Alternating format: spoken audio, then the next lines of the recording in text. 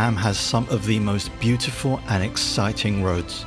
It also has some of the craziest roads, the most dangerous roads. But is it worth it for these views, for this skyline, for these beaches, for these hills?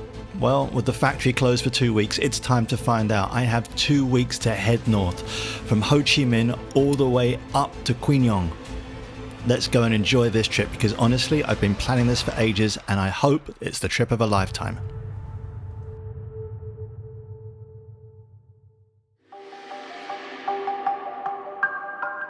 So it's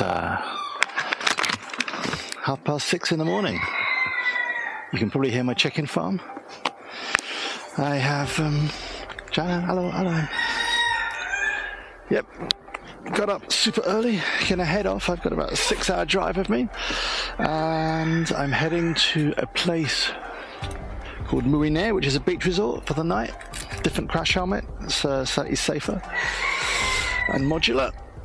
And yeah, got a long drive seeing rural Vietnam, so I'm going to take you all along with me.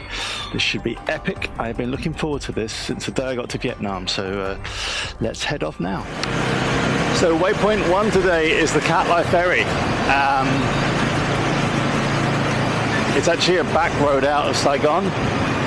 This is the factory turn, so where I am there, that's, yep, say hello to everyone who goes on to Tet holiday tomorrow. But not I today, not I. I am off to the ferry terminal to make sure that I'm actually going to the right bloody place. There's a lot of people going onto the main road. I would try and do that without getting hit by a truck.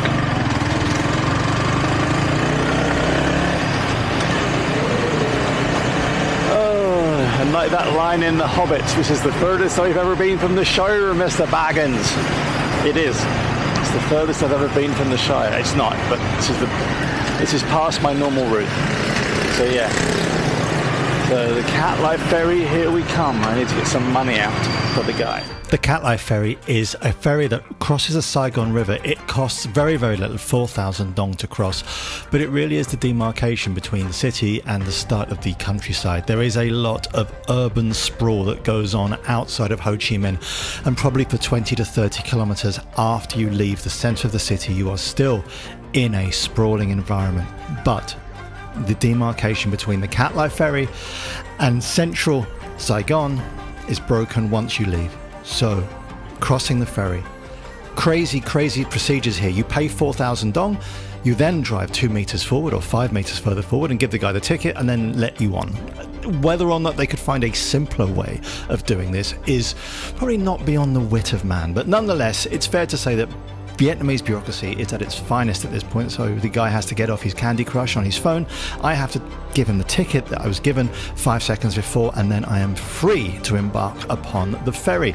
The ferry runs 24 hours a day, and it is used by cars and motorbikes aside. But yes, for me, 6 o'clock in the morning, just before the heat starts to get into the sky, I am on the Cat Lai Ferry, and also before rush hour, because if you leave and try and get anywhere in Saigon from between about 7 o'clock and 9 o'clock, it is utter chaos. If you have seen me trying to get to the factory during rush hour, it is an absolute bun fight. So I'm pretty glad that about 6:30 in the morning, just as the sun comes up, I'm on the ferry and all of a sudden able to actually consider this trip started, because let's just face facts. You have all seen the inner part of Saigon. Now it's time to show you the countryside, and honestly there is so much to show you. Just getting onto this ramp, boarding this ferry is the start of that journey. But after this, I'm going to show you breakfast, because every good journey starts with a good breakfast. Come on, cupcake.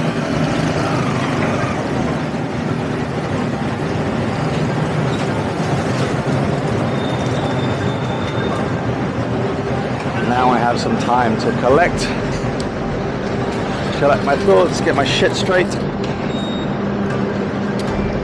Oh yeah, your man over there is having his breakfast, and I'm just going to enjoy the trip on the ferry. I'll scooch up a little bit.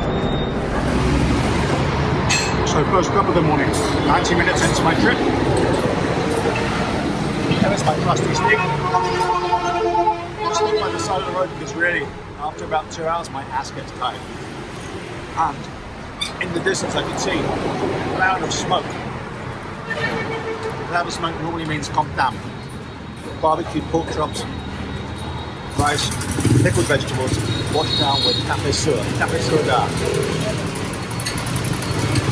This is my breakfast. It is the breakfast of champions for motorbike riders.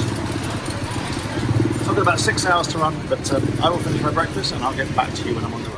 And so with the smoky goodness of Comtam inside me, it is time to navigate the herds of cows that cross the roads, get into single lane traffic, out into the fields, the paddy fields, the fruit fields. It is a glorious, glorious hot day and an absolute joy to be on this motorbike heading towards the coast. The road weaves and winds around sand dunes and into what can only be described as one of the longest, most beautiful stretches of beach I have ever seen. It is truly phenomenal to be here. The only thing that's bugging me a little bit is the intense heat, but a quick stop, removing the leather jacket, and a quick photo op, and I am almost ready to be back on my way.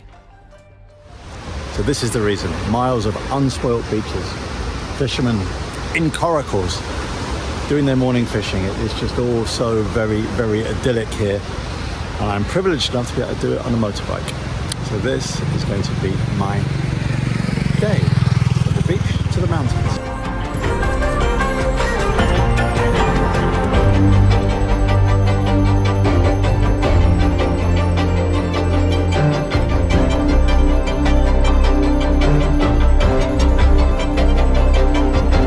So as I drive up the coast road, what becomes apparent is just the amount of abandoned, half-finished projects.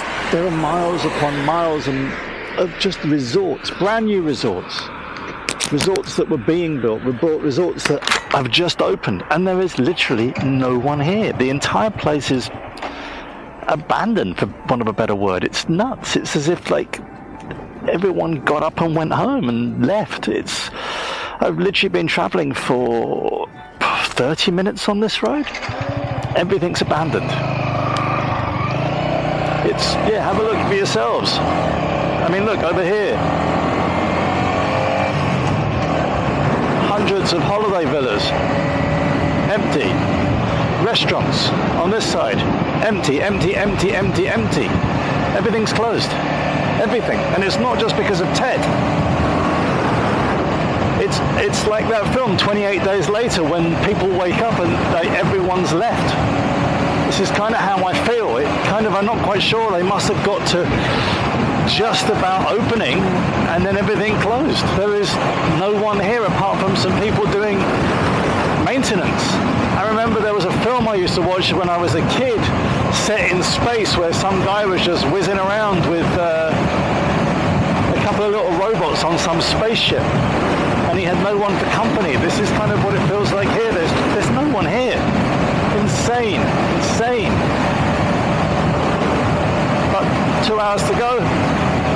2 hours of beautiful winding coast road to play with. Nice.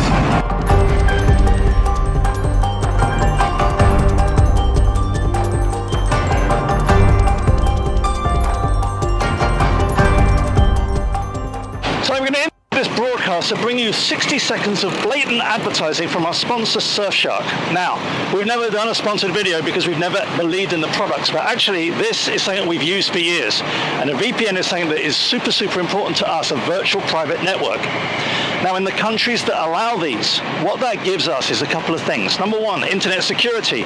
When we are doing banking, when we are uploading videos, some fairly sketchy cafes, all around Vietnam, all around Thailand, all around Asia, all around Europe, we need internet security, and this gives us a level of security to protect our data. That's the first thing. Second thing is, over this trip, I have done a lot of hotel bookings.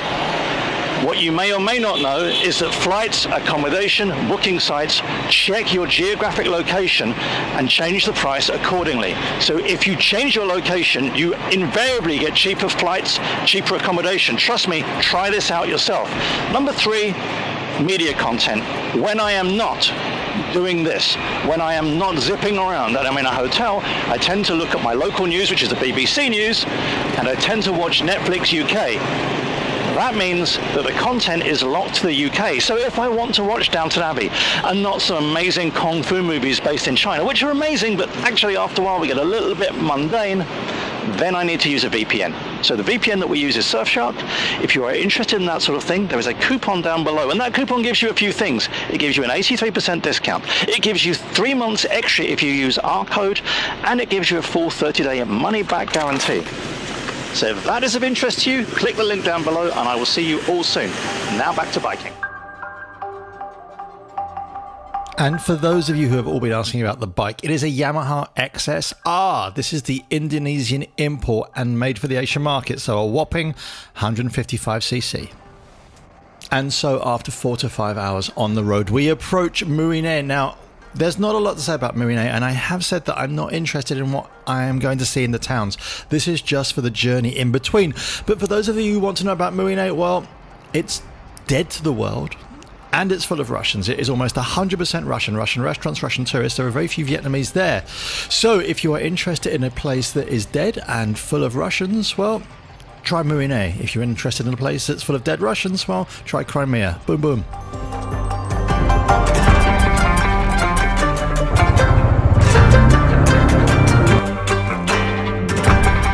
And so day 2 of my trip dawns bright and early, another 6 a.m. start, but it clearly is becoming apparent that today is going to be a very, very hot day, so time to stop and take some precautions. So, I didn't learn my lesson yesterday, despite the fact that I did this the last time I went on a motorbike trip and had my arms exposed. I burnt myself. So, whoosh.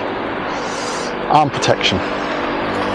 Imperative if you are driving around here, and at 7:30 in the morning it is crazy hot. It is going to be a crazy hot day today, and in this case, best thing I can do, make sure I've got a good arm protection. So there we are. And finally, after an hour on the road and a couple more cows, we hit the mountain trails. The climb is steep and bendy. It is everything you could wish to want from a motorbike climb. It is a little bit fraught, and you do have to be super wary of potholes, oncoming coaches coming up behind you. But honestly, for any of you who ride bikes, this is an absolute joy of a trail. I was literally grinning from ear to ear when I wasn't scared for my own life. Something I all believe, if you ever come to Vietnam and you want to take a tour, this is what you should be doing. It is so much fun and beautiful to see. The scenery is absolutely stunning, and then when you get to the top of the hill, there's a coffee shop where someone will greet you, give you ice cold drinks, look after your sore, aching limbs before you head back on the road. What more could you want from life?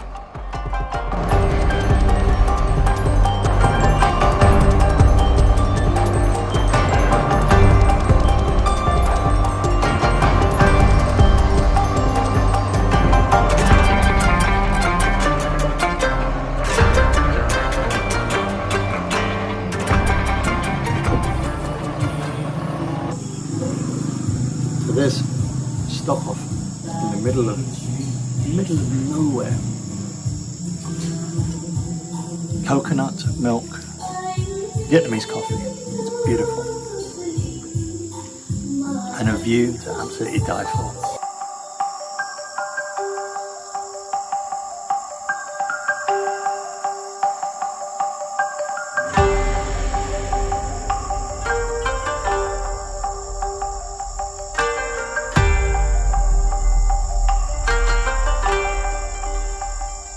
And with coffee out the way and back on the bike, it is just one more hill climb, 1 more kilometer until we hit the peak. And getting off the bike and looking at this view is worth all the hardship, all the arseache, and all the danger. Take a look yourselves. What can I say? The view from up here is spectacular. Completely amazing. Beautiful, spectacular, lots of words. Yeah. But a cautionary tale for all those wannabe easy riders who want to zip down these mountains at speed. There is a price to pay, and that price can be very, very heavy. These roads are poorly maintained, and there are no warnings as to where the potholes are and when they are. They just happen to pop up in front of you, and if you're lucky, you can avoid them. 2 hours out of the lap. And this road is dangerous as hell. Like literally, there's like such incredibly deep potholes, but you just don't see them until they're on top of you. So a couple of times I've been like, shit, like potholes, slam the brakes on, and yeah. So I need to be very, very careful driving this next couple of miles, because it looks like really good tarmac. It's not like the Australian roads, which are generally like the entire distance. But this is like, yeah, look, another one, bang. So yeah, every now and then you just get this. So your front wheel dips in, and then you're like, okay.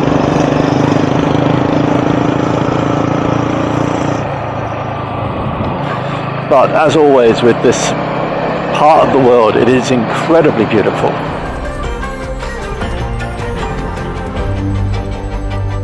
And as for scenery, the highlands of Vietnam are famous for coffee and tea plantations, and they are all over the mountains throughout the countryside. They are truly stunning. And when you are not looking at coffee plantations, there are lakes, there is natural beauty. There is just so much to see in the run up to getting into Dalat, and obviously as you leave Dalat on the mountain road down. As for Dalat itself, well, Dalat is built around a lake and is renowned in Vietnam as the place that young Vietnamese couples go to enjoy what can only be described as a romantic Vietnamese break. So if parading round in candy-coloured coaches is your thing, then Dalat may be the place for you. I, however, was unimpressed, but that's just me. I want to see the countryside. And so in next week's episode, we'll be taking the trip down the mountain to Dalat, looking at some amazing scenery.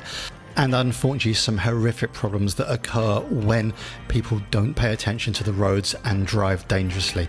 But that's all in next week's episode. Give us a like, give us a thumbs up, leave a comment. And if you look forward to seeing Nha Trang, Quy Nhon in all its beauty, I will see you all in the next episode, traveling around Vietnam on a motorbike. Take care.